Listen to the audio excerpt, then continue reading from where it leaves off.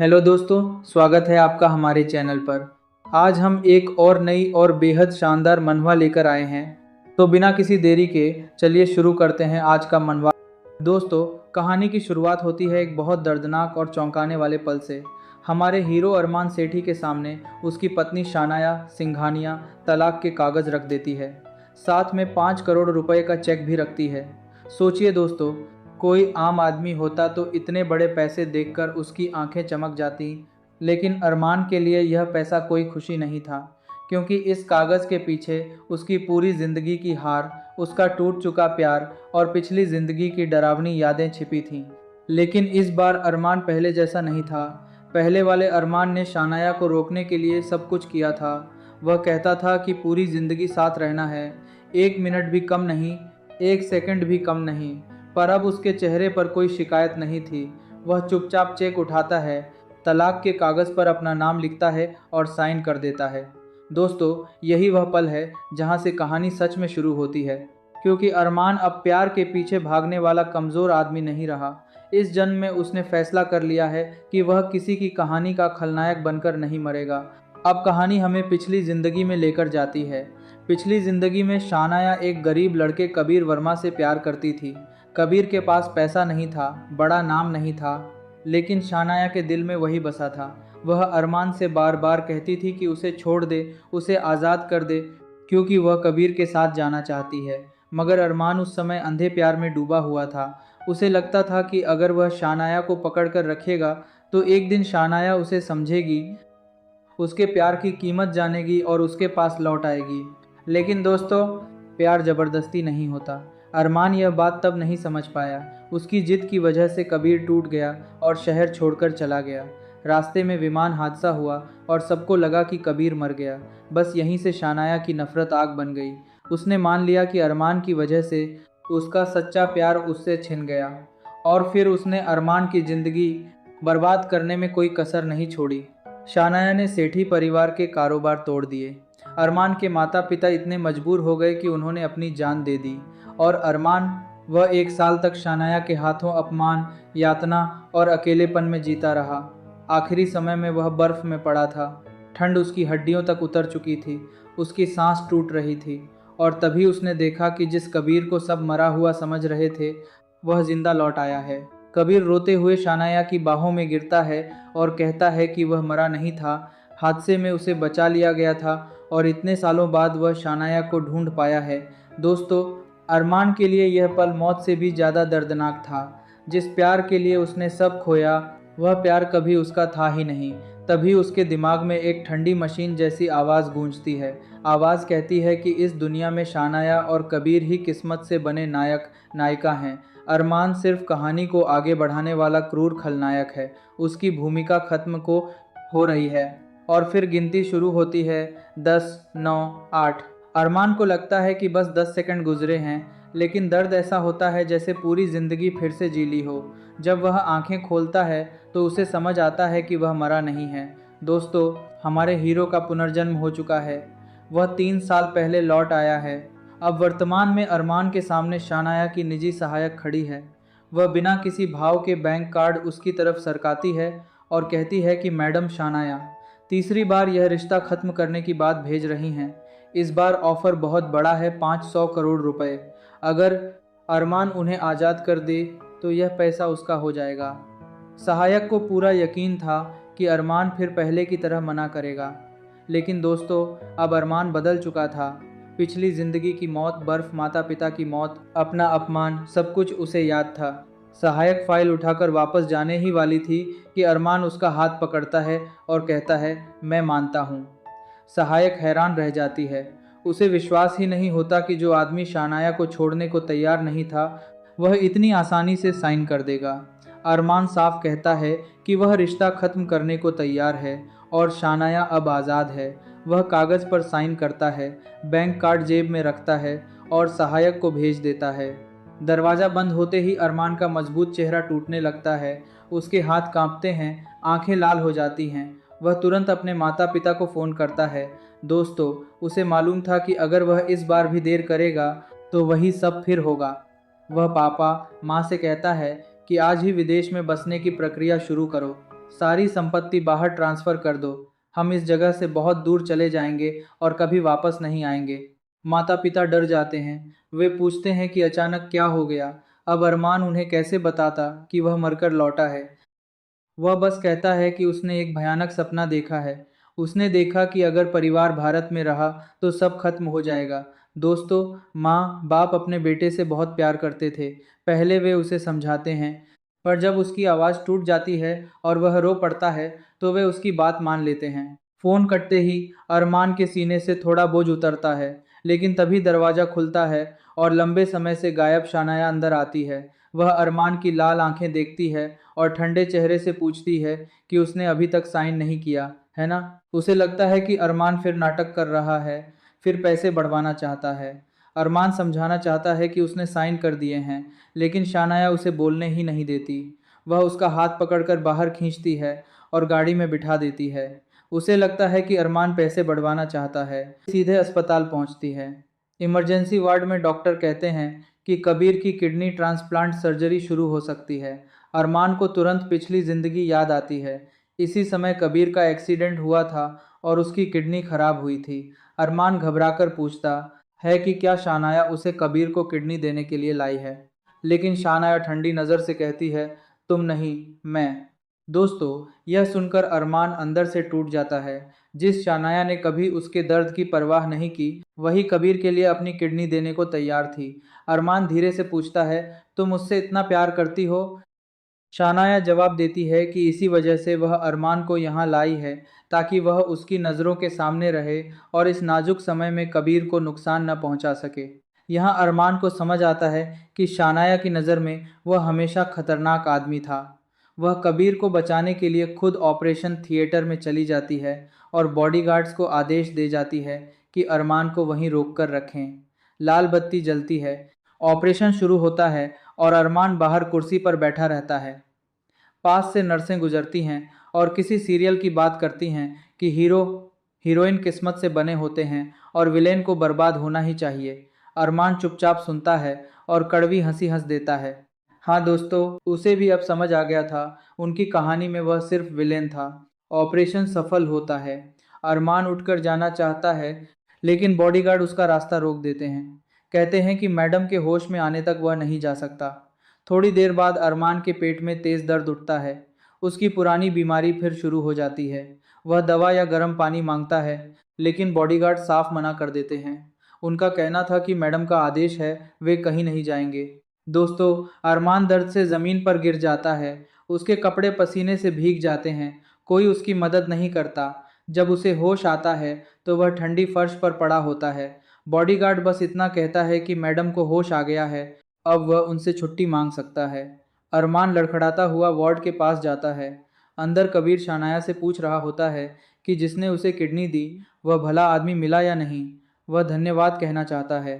शानाया उसे सच नहीं बताती। वह उसे खिचड़ी खिलाते हुए कहती है कि दान करने वाला आदमी मर चुका है, वह उसके परिवार तक धन्यवाद पहुंचा देगी। दोस्तों, वह कबीर से इतना प्यार करती थी कि अपनी किडनी दे सकती थी, लेकिन उसे अपराध बोध न हो, इसलिए सच भी नहीं बताती थी। तभी कबीर कहता है कि बॉडीगार्ड ने बताया अरमान भाई बेहोश हो गए थे, क्या तुम उन्हें देखने नहीं जाओगी?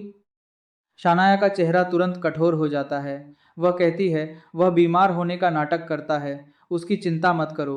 अरमान खिड़की के बाहर खड़ा सब सुनता है। उसके दिल में कड़वाहट भर जाती है। उसे समझ आता है कि उसके और शानाया के बीच वह 100 कदम चलता था और शानाया 100 कदम पीछे हट जाती थी, मगर कबीर को एक कदम भी नहीं चलना पड़ता था। शानाया खुद उसके पास चली जाती थी। यही प्यार और नफरत का फर्क था। फिर कबीर खिचड़ी खाने से मना करता है और कॉलेज के पास वाली छोटी दुकान की खिचड़ी याद करता है। शानाया तुरंत कार की चाबी उठाती है। कबीर कहता है कि इतनी छोटी चीज़ किसी और से मंगवा लो, लेकिन शानाया कहती है कि तुमसे जुड़ी हर चीज़ मेरे लिए खास है। जहाँ तुम गए, जो खाना तुमने खाया, जो रास्ते तुमने देखे, मैं उन्हें खुद जाकर देखना चाहती हूँ। दोस्तों, यह सुनकर अरमान की आखिरी उम्मीद भी मरने लगती है। शानाया बाहर आती है और अरमान को देखकर फिर ठंडी हो जाती है। वह पूछती है कि क्या वह कबीर को परेशान करने आया है। अरमान कहता है कि वह बस बताना चाहता है कि अब वह कबीर को परेशान नहीं करेगा, लेकिन शानाया उसे फिर नहीं मानती। वह कहती है कि अगर सच तो कॉन्ट्रैक्ट खत्म कर दे। वह चली जाती है। अरमान धीमे से कहता है कि उसने उसे सच में आज़ाद कर दिया है, लेकिन शानाया यह सुनती ही नहीं। घर लौटकर अरमान खाना खाता है और सामान पैक करना शुरू कर देता है। वह शानाया से जुड़ी सारी चीज़ें हटाने लगता है, जो कोट, जैकेट, मेकअप, परफ्यूम, गिलास और टूथब्रश उसके लिए रखे थे, वे सब अलग कर देता है। वह चोरी छिपे निकाली गई शानाया की तस्वीरें, किशोर उम्र के प्रेम पत्र, उसके नाम से जुड़े छोटे छोटे सामान सब फेंक देता है। दोस्तों, यह सिर्फ सफाई नहीं थी, यह अरमान अपने दिल से शानाया की आखिरी परछाई मिटा रहा था। शाम को शानाया लौटती है और घर खाली देखकर पूछती है कि उसका सामान कहाँ है। अरमान कहता है कि फेंक दिया। शानाया समझती है कि वह उसके घर न आने पर ताना मार रहा है। वह फिर कॉन्ट्रैक्ट की बात करती है। अरमान समझाने लगता है कि वह साइन कर चुका है। तभी कबीर अंदर आता है। उसकी आंखों में आंसू होते हैं। वह कहता है कि शानाया अस्पताल में उसकी देखभाल कर रही थी, इसलिए घर नहीं आ पाई। अगर नाराजगी है तो उसे दोष दिया जाए।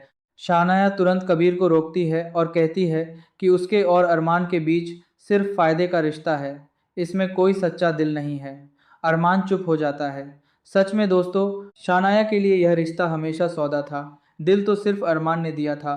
कुछ देर बाद कबीर कॉफ़ी लेकर अरमान के कमरे में आता है। वह बात करना चाहता है।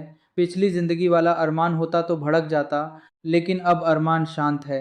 कबीर कहता है कि प्यार को ज़बरदस्ती बांधा नहीं जा सकता। अरमान ने शानाया को कॉन्ट्रैक्ट से बांध रखा है और वह घुटती है।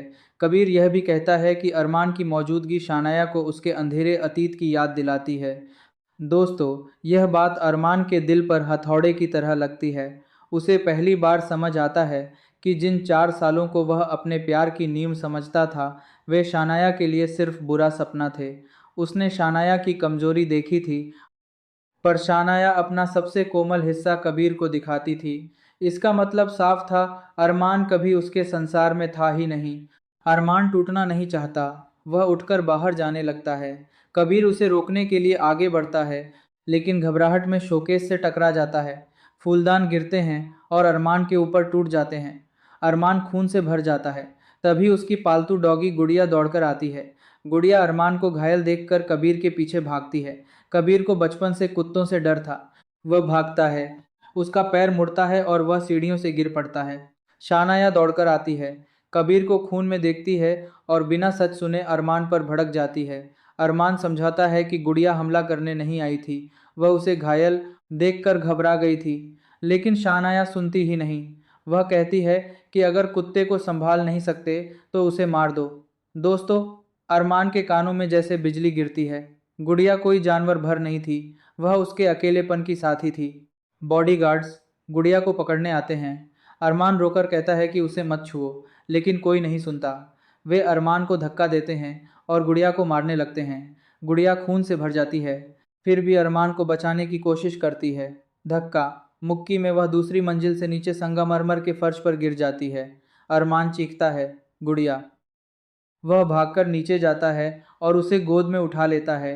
गुड़िया की आंखों की चमक बुझ रही होती है। वह आखिरी बार उसका हाथ सहलाती है और आंखें बंद कर देती है। दोस्तों, इस पल अरमान का दिल सच में चकनाचूर हो जाता है। वह शानाया से पूछता है कि अगर नफरत है तो उससे करो, इस बेजुबान ने क्या गलती की थी। लेकिन शानाया की आंखों में सिर्फ कबीर होता है। वह कहती है कि गलती गुड़िया की नहीं, अरमान की है। इसके बाद शानाया कबीर को लेकर चली जाती है और बॉडीगार्ड्स अरमान को कोल्ड स्टोरेज में बंद कर देते हैं। अरमान गुड़िया की ठंडी देह को सीने से लगाए पड़ा रहता है। ठंड उसके शरीर में उतरती जाती है, उसकी त्वचा सफ़ेद पड़ती जाती है और वह बेहोश हो जाता है। जब होश आता है तो वह अस्पताल में होता है। डॉक्टर कहते हैं कि अगर 2 मिनट और देर होती तो वह ठंड से मर जाता। दोस्तों, यह सुनकर अरमान को पिछली जिंदगी की मौत याद आती है। तब भी वह बर्फ में ठंड से मरा था। इस जन्म में भी वही मौत उसके करीब आ गई थी। वह सोचता है कि उससे जुड़ी हर चीज़ का अंत बुरा क्यों होता है। पिछली जिंदगी में माँ पापा टूटे थे, इस जिंदगी में गुड़िया उसकी आंखों के सामने चली गई। तभी माँ पापा का फ़ोन आता है। वे बताते हैं कि सारी भारतीय संपत्ति ट्रांसफ़र हो गई है और इमिग्रेशन की फ़ाइल जमा हो गई है। अगले हफ्ते अनुमति आ जाएगी। माँ पूछती है कि क्या वह सच में विदेश जाना चाहता है, और शानाया का क्या, वह तो उसे बहुत चाहता था। अरमान सफ़ेद दीवार को देखते हुए कहता है कि अगर सब ठीक रहा तो इस जिंदगी में वह कभी शानाया से प्यार नहीं करेगा। यह बात सुनते ही शानाया दरवाज़ा खोलकर अंदर आती है। वह पहली बार सुनती है कि अरमान कह रहा है कि वह उससे प्यार नहीं करता। दोस्तों, जो शानाया हमेशा अरमान के प्यार से परेशान रहती थी, उसे इस बार अजीब चिड़चिड़ाहट होती है। वह कहती है कि अगर प्यार नहीं करता तो कबीर को चोट क्यों पहुंचाई, बीमारी का नाटक क्यों किया, कॉन्ट्रैक्ट पर साइन क्यों नहीं करता। अरमान थकी आवाज़ में कहता है कि उसने सब सच कहा है। वह बीमार भी है, प्यार भी नहीं करता और कॉन्ट्रैक्ट पर साइन भी कर चुका है। तभी घर का पुराना मैनेजर शादी के लहंगे की डिज़ाइन लेकर आता है जो अरमान ने शानाया के लिए बनवाई थी। शानाया हंसती है, फाइल लेती है और अरमान के सामने टुकड़े टुकड़े कर देती है। वह कहती है कि अगर उसे सच और झूठ का फ़र्क नहीं पता तो वह सिखा देगी। अरमान मैनेजर से कहता है कि शानाया के लिए जो भी सरप्राइज़ और गिफ्ट तैयार किए हैं सब नष्ट कर दो, अब ज़रूरत नहीं। अस्पताल से निकलकर अरमान गुड़िया का अंतिम संस्कार करता है। जो डॉगी हर समय उसके पीछे घूमती थी अब राख के छोटे डिब्बे में बदल चुकी थी। घर आकर वह उसके खिलौनों को देखता है और याद करता है कि कैसे गुड़िया उसकी हर टूटन में साथ रहती थी। वह आंसुओं में खो जाता है। दोस्तों, कई बार इंसान हमें छोड़ देते हैं, लेकिन एक बेजुबान जानवर इतना सच्चा साथ देता है कि उसका जाना आत्मा तक तोड़ देता है। कुछ दिन बाद शहर के दो दोस्तों की शादी होती है। अरमान वहां जाता है। उसके दोस्त उसे समझाते हैं कि शानाया बस कबीर के आकर्षण में है। आखिर में वह अरमान के पास लौटेगी क्योंकि कॉन्ट्रैक्ट उसके पास है। लेकिन अरमान अब सब समझ चुका है। वह कहता है कि उसके और शानाया के बीच कॉन्ट्रैक्ट खत्म हो चुका है। शानाया किससे प्यार करे, किससे शादी करे, अब उसे कोई फर्क नहीं पड़ता। कबीर शानाया का किस्मत वाला नायक है, कोई उसे बदल नहीं सकता। दोस्त विश्वास नहीं करते।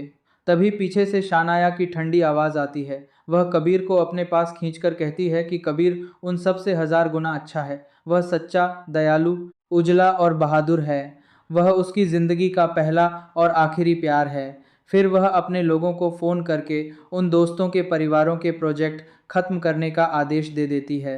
दोस्तों, सिर्फ कबीर पर एक बात सुनकर वह करोड़ों के रिश्ते तोड़ने को तैयार थी।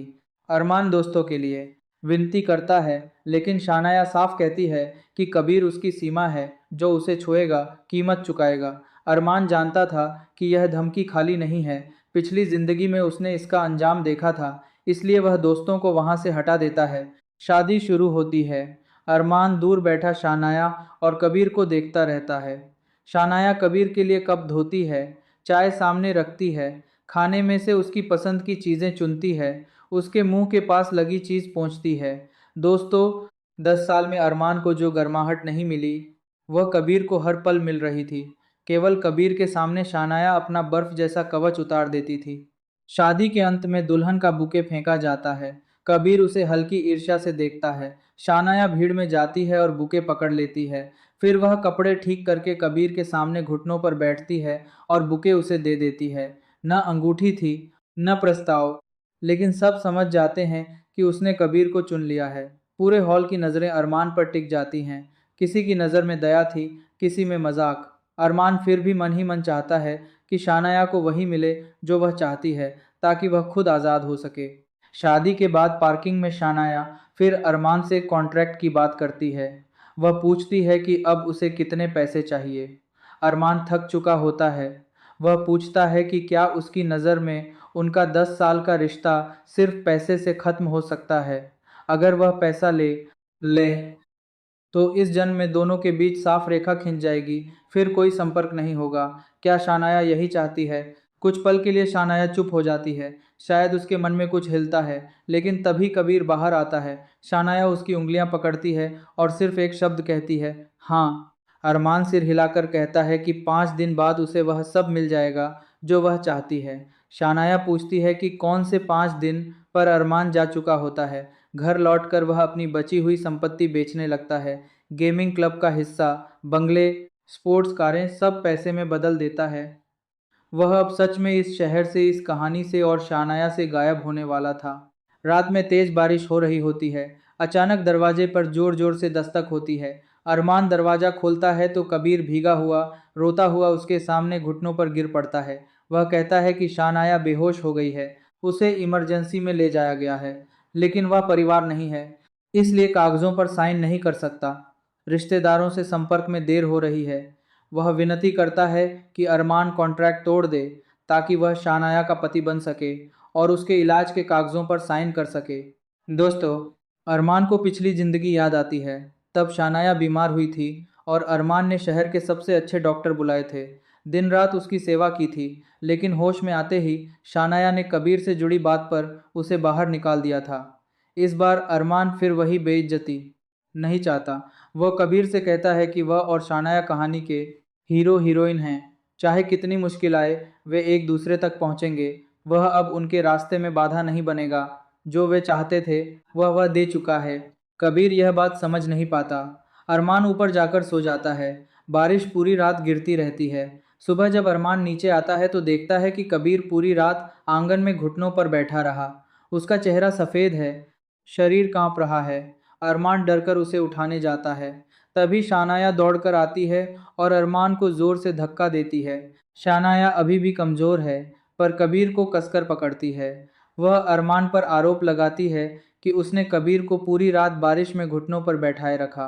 अरमान कहता है कि उसने उसे जाने को कहा था, वह खुद बैठा रहा। लेकिन शानाया नहीं मानती। वह कहती है कि कबीर बेहोश है, इसलिए अरमान कोई भी बहाना बना सकता है। फिर वह धमकी देती है कि अगर कबीर को कुछ हुआ तो अरमान कीमत चुकाएगा। शानाया कबीर को अस्पताल ले जाने के लिए कार में बैठाती है और अरमान को भी ज़बरदस्ती साथ ले जाती है। रास्ते में उसका सारा ध्यान कबीर पर होता है। वह ड्राइवर को बार बार तेज़ चलाने को कहती है। ड्राइवर दबाव में आ जाता है। एक मोड़ पर गाड़ी तेज़ होती है और पीछे से आती स्पोर्ट्स कार से टकरा जाती है। एक्सीडेंट भयानक होता है। अरमान आगे की सीट पर बैठा था, इसलिए चोट सबसे ज़्यादा उसे लगती है। उसका सिर दरवाजे से टकराता है। शरीर के अंदर जैसे सब फट जाता है। बेहोश होने से पहले वह देखता है कि शानाया खुद खून से लथपथ है, फिर भी कबीर को पकड़े हुए है। डॉक्टर कहते हैं कि अरमान की धमनी कट गई है, तुरंत सर्जरी चाहिए, वरना जान को खतरा है। कबीर को बस तेज बुखार है, थोड़ा देर से इलाज होगा तो भी खतरा नहीं। फिर भी शानाया कहती है कि उसे सिर्फ कबीर सुरक्षित चाहिए। अरमान कितना भी घायल हो, पहले कबीर को बचाओ, दूसरों की जिंदगी से उसे मतलब नहीं। दोस्तों, यह अरमान के लिए आखिरी चोट थी। जब उसे होश आता है तो माँ रो रही होती है। वह कहती है कि डॉक्टर ने कहा था कि वह लगभग वापस नहीं आता। पापा, माँ का दिल रुकने वाला था। मौत के इतने करीब से लौटकर अरमान अपने माता पिता को देखता है और रो पड़ता है। अब उसे समझ आ चुका था कि जिन लोगों ने उसे सच में चाहा वे उसके माता पिता हैं, शानाया नहीं। पापा, माँ कहते हैं कि वह घायल है तो विदेश जाने की तारीख 1 महीने आगे कर दें, लेकिन अरमान साफ मना कर देता है। वह कहता है कि एक दिन भी नहीं। यूरोप में भी अस्पताल हैं, वह वहीं ठीक हो जाएगा। वह अगले दिन दोपहर तय योजना के हिसाब से निकलेंगे। दोस्तों, अब अरमान के पास रुकने की कोई वजह नहीं थी। आखिरी दिन वह माँ पापा से कहता है कि बंगले से उसका सामान और गुड़िया की राख ले आएं। अस्पताल में नर्सें बात कर रही होती हैं कि सिंघानिया ग्रुप की अध्यक्ष ने पूरा वार्ड बुक कर लिया है, सिर्फ अपने बॉयफ्रेंड के लिए जिसे हल्का बुखार है। वे पूछती हैं कि वह लड़का कौन है। अरमान बस हल्की आवाज़ में कहता है कि शायद किसी टीवी सीरियल का हीरो होगा। उसके जैसा साइड रोल वाला आदमी उसे कैसे जानेगा। कमरा शांत हो जाता है। अरमान अपना फ़ोन उठाता है और शानाया के सारे संपर्क, मैसेज और तस्वीरें डिलीट कर देता है। यह सिर्फ फ़ोन साफ करना नहीं था, यह उसके दिल की आखिरी गांठ खोलना था। नर्स उसे व्हील चेयर पर बाहर ले जाती है। लिफ्ट खुलती है तो सामने शानाया की निजी सहायक मिलती है। वह बताती है कि अरमान ने पिछली बार साइन किए थे, लेकिन वह बिजनेस ट्रिप पर चली गई थी, इसलिए समझौता अभी तक मैडम को नहीं दिया गया। अब वह देने जा रही है। तभी पीछे से शानाया आती है। वह फिर वही समझती है कि अरमान साइन करने से मना कर रहा होगा। अरमान सहायक को रोकता है और कहता है कि शानाया खुद देख ले। वह फाइल उसके हाथ में दे देता है। शानाया कागज़ पलटने ही वाली होती है कि कबीर का फ़ोन आ जाता है। कबीर डरकर पूछता है कि वह कहाँ चली गई, जल्दी वापस आए। शानाया बिना कागज़ देखे फाइल वापस सहायक को दे देती है। वह कहती है कि इसमें ज़रूर कोई चाल होगी, अगली बार नया कॉन्ट्रैक्ट बनाओ और कीमत 30 गुना कर दो। दोस्तों, यही शानाया की सबसे बड़ी गलती थी। जिस आज़ादी के लिए वह बार बार लड़ रही थी, वही आज़ादी उसके हाथ में थी, लेकिन उसने उसे देखना भी ज़रूरी नहीं समझा। वह फिर कबीर के पास लौट जाती है। अरमान उसकी पीठ को आखिरी बार देखता है। इस बार उसके दिल में कोई दर्द नहीं उठता, कोई लहर नहीं आती। जो रिश्ता कभी उसकी पूरी दुनिया था, अब बस एक बंद दरवाजा था। और अब अरमान उस दरवाजे से हमेशा के लिए बाहर निकलने वाला था। कहानी का असली दर्द यही है दोस्तों। कभी कभी इंसान जिसे अपना पूरा संसार समझता है, वह उसके लिए सिर्फ एक बोझ होता है। अरमान ने पहली जिंदगी में प्यार के नाम पर खुद को खो दिया था, लेकिन दूसरी जिंदगी में उसने सीख लिया कि अपनी जान, अपने माँ बाप और अपने आत्मसम्मान से बड़ा कोई रिश्ता नहीं होता। शानाया और कबीर अपनी किस्मत की कहानी में हीरो हीरोइन बनकर रह गए, लेकिन अरमान ने पहली बार अपनी जिंदगी का हीरो बनने का फैसला किया। और यहीं पर कहानी हमें एक बड़ा सबक देती है। प्यार तब तक खूबसूरत है जब तक उसमें इज्जत हो। जहाँ हर बार अपमान मिले, जहाँ हर बार आपकी बात झूठ समझी जाए, जहाँ आपकी तकलीफ को नाटक कहा जाए, वहाँ रुकना प्यार नहीं, खुद के साथ अन्याय है। अरमान ने देर से सही, लेकिन यह समझ लिया। उसने पैसे के लिए रिश्ता नहीं छोड़ा, उसने अपनी आत्मा को बचाने के लिए रिश्ता छोड़ा। अब आगे क्या होगा? क्या शानाया को कभी सच पता चलेगा कि अरमान ने पहले ही साइन कर दिए थे? क्या उसे गुड़िया की मौत, अरमान की चोट और उसकी चुप्पी का असली मतलब समझ आएगा? और क्या अरमान सच में विदेश जाकर नई जिंदगी शुरू कर पाएगा? यही सवाल इस कहानी को और ज़्यादा भावुक बना देते हैं। लेकिन अभी के लिए इतना याद रखिए दोस्तों, कभी कभी सबसे बड़ी जीत किसी को पाने में नहीं, बल्कि उस जगह से चले जाने में होती है जहां आपकी कोई कीमत नहीं होती।